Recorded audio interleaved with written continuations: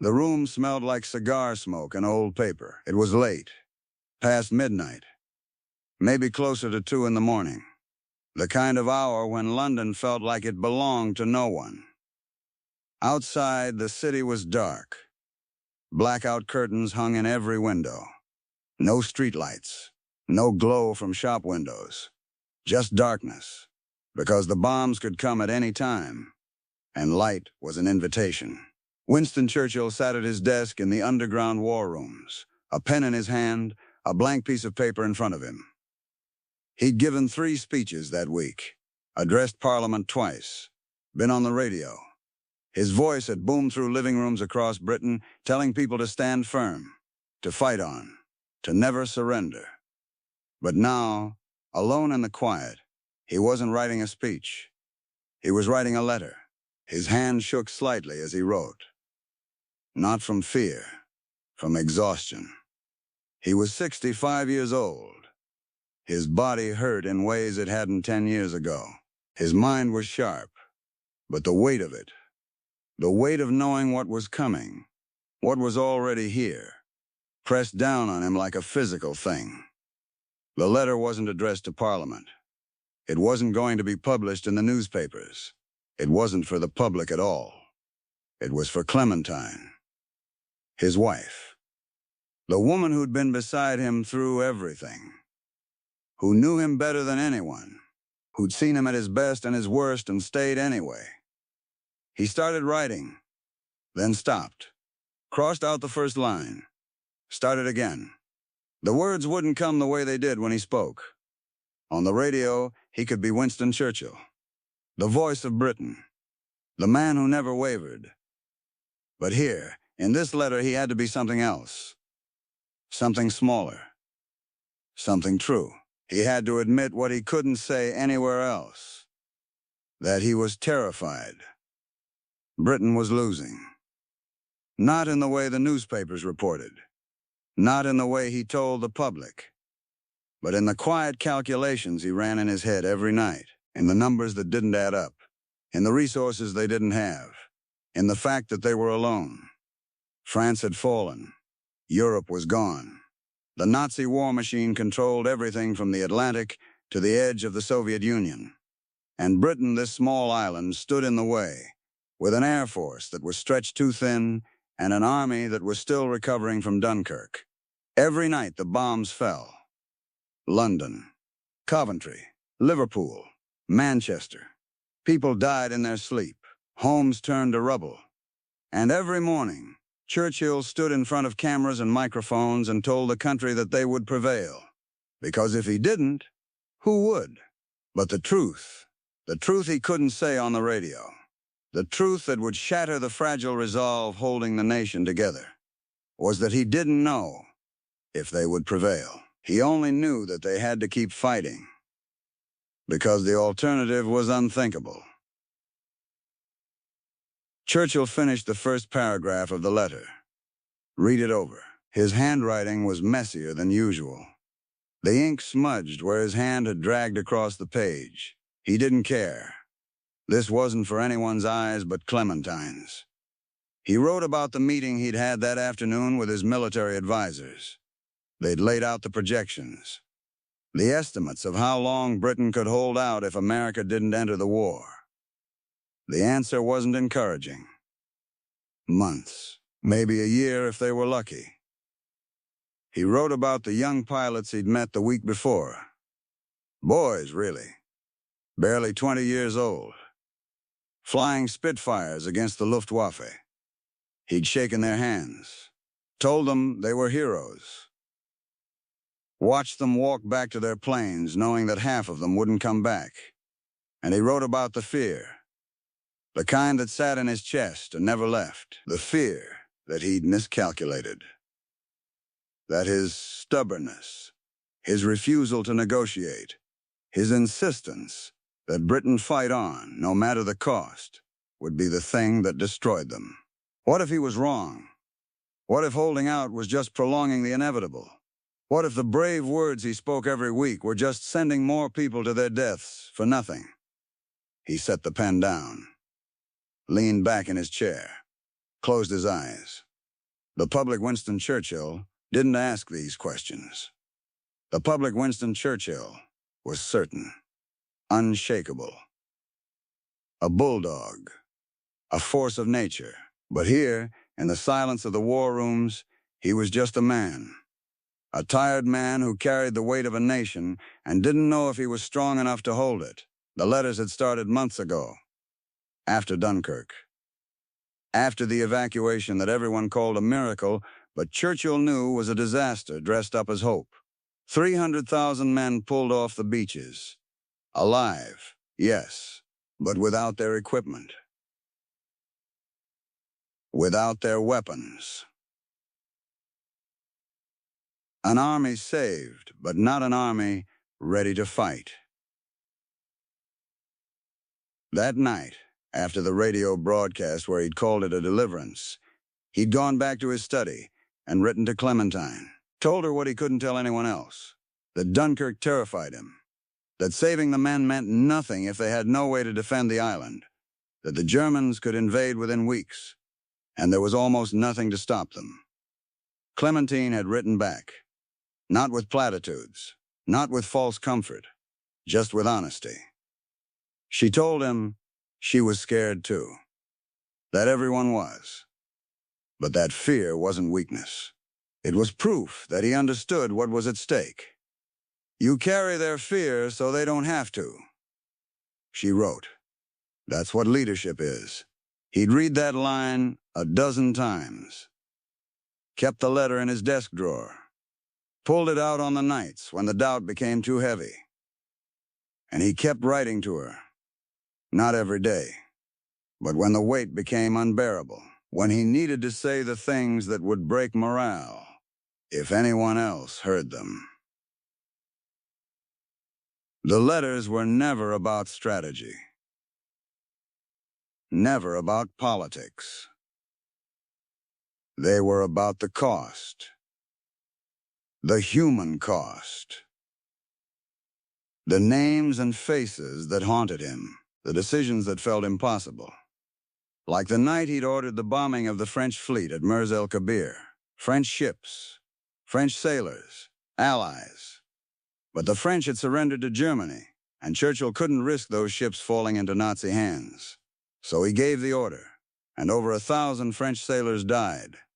It was the right decision. He knew that. His advisors knew that. But it didn't feel right. It felt like betrayal, like murder.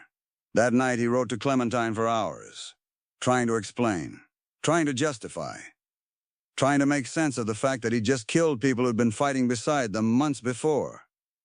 I wonder if they will ever forgive us, he wrote. I wonder if I will ever forgive myself. Clementine never judged him, never told him he was wrong. She just listened.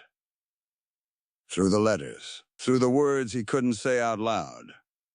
She held the parts of him that couldn't exist in public. Churchill picked up the pen again, kept writing. This letter was different from the others. This one wasn't about a specific decision or a specific fear. This one was about something bigger. He wrote about what it meant to lie. Not lie in the way people thought of lying. Not deception, but omission. The things he left out. The truths he buried. The hope he manufactured out of nothing because hope was the only weapon they had left. Every speech he gave, every broadcast, every press conference he was performing, playing a role, being the man Britain needed him to be, strong, defiant, unbreakable. But that man didn't exist. That man was a construction, a mask Churchill wore because without it the whole thing would collapse. I stand before them, he wrote, and I tell them we will win. And they believe me. Not because it's true, but because they need to believe. And so, I say it. Again and again. Until I almost believe it myself. He paused, stared at the words. Was that wrong? Was it dishonest? Was he manipulating people by giving them hope he wasn't sure was justified? Or was it the only thing keeping them alive? He didn't know. And that uncertainty gnawed at him, because Churchill prided himself on honesty, on saying hard truths, on not sugarcoating reality. But this was different. This wasn't about politics or policy. This was about survival. And survival required something more than truth. It required belief. It required people to keep going even when the odds said they shouldn't. So he lied. Or he didn't lie. He wasn't sure which. He just kept talking, kept performing, kept being Winston Churchill. And in these letters, in the privacy of his own handwriting, he admitted that he didn't know if it was enough. The next morning, Churchill was back on the radio. His voice filled the airwaves, strong, certain, telling the British people that they would endure, that the enemy could drop 1,000 bombs, and it wouldn't break them. That history would remember this as their finest hour. People listened in their homes, in shelters, in factories, and they believed him because they had to. Because without that belief, there was nothing left. But Churchill knew something they didn't. He knew that belief wasn't the same as truth, that hope wasn't the same as certainty, that he was asking them to stand on the edge of a cliff and trust that the ground wouldn't give way. And he didn't know if it would hold. After the broadcast, he met with his cabinet. They discussed supply lines, troop movements, intelligence reports. Everything was measured, clinical. No room for emotion, no space for doubt. Churchill played his part, asked the right questions, made the necessary decision, projected confidence. But inside, he was thinking about the letter he'd written the night before, about the words he couldn't say, about the gap between the man on the radio and the man sitting in the war rooms at 2 in the morning, wondering if he was leading his country to victory or ruin. One of his advisors asked if he thought America would join the war. Churchill paused. "I hope so," he said. "But hope is not a strategy." The room went quiet.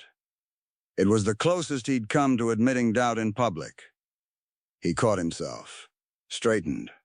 "But we will persevere regardless," he added. "We have no other choice." The meeting continued. The moment passed. But Churchill felt it, the weight of that slip, the danger of letting the mask crack even for a second. Later that night, he wrote another letter. This one was shorter, just a few lines. "I don't know how much longer I can do this," he wrote. "I don't know how much longer any of us can do this. But I know that the moment I stop, the moment I let them see that I'm afraid, it's over. And I can't let it be over. Not yet. Not when there's still a chance." He sealed the letter, set it aside, lit another cigar. The letters were never sent immediately. He kept them in a locked drawer. Sometimes he'd go back and read them weeks later. Sometimes he'd destroy them. Sometimes he'd send them to Clementine when she was away, staying with their children in the countryside, away from the bombs. She never shared them, never spoke of them to anyone. She understood that these letters were sacred, that they were the place where Winston Churchill could stop being Winston Churchill and just be Winston, a man who was scared, who doubted himself, who carried impossible weight and didn't know if he was strong enough, but who kept carrying it anyway. The war dragged on. 1941, 1942. The bombs kept falling. The casualties kept mounting. Churchill kept writing letters, kept giving speeches, kept being two people at once. The man on the radio never wavered, never showed weakness, never admitted fear. The man in the letters fell apart every night and put himself back together by morning. And the country survived. Not because Churchill was fearless, but because he was afraid and spoke as if he wasn't. Because he carried their doubt so they could carry their resolve. In 1945, when the war finally ended, when victory was real, and not just a word he said to keep people going, Churchill didn't feel relief. He felt emptied out, like he'd given everything and had nothing left. He won the war, then lost the election. The country voted him out, chose someone else to lead them into peace. It broke him in a way the war never had, because the war had purpose. The war had given him a role, and without it, he didn't know who he was supposed to be. He kept writing letters, but now they were different. Now they were about legacy, about whether any of it mattered, about whether the cost had been worth it. Clementine read every one, wrote back, reminded him that he'd done what no one else could have done, that he'd held the line when the line was all they had. But Churchill wasn't sure. He never was. Right up until the end, he questioned whether he'd made the right choices, whether his words had helped or just prolonged suffering, whether history would see him as a hero or as a man who'd asked too much. The letters were found after he died, boxes of them, decades worth, hidden away, never meant for publication, never meant to be part of the historical record. And when people read them, they were shocked. Because the Winston Churchill in those letters wasn't the Winston Churchill they knew. He wasn't the bulldog, the warrior, the voice of defiance. He was human, fragile, uncertain. He was a man who'd stood in front of a microphone and lied with his whole heart, because the truth would have destroyed the only thing keeping his country alive. And maybe that's the real story. Not the speeches, not the victories, but the gap between what he said and what he felt. The space where fear lived alongside courage, where doubt lived alongside conviction. The letters were the truth he couldn't say on the radio, the admission that he was terrified, that he didn't know if they'd win, that every word he spoke was a gamble, that he was just a man pretending to be certain, because certainty was the only thing people could hold on to. And in the end it worked. Not because the words were true, but because people believed them, because they needed to believe them. And Churchill carried the weight of that belief, alone, in the dark, in letters no one was supposed to read. He carried their hope, so they didn't have to carry their fear. That's what the letters say. That's what history forgot. That Winston Churchill wasn't fearless. He was just willing to be afraid in private, so other people could be brave in public. And maybe that's all leadership ever is.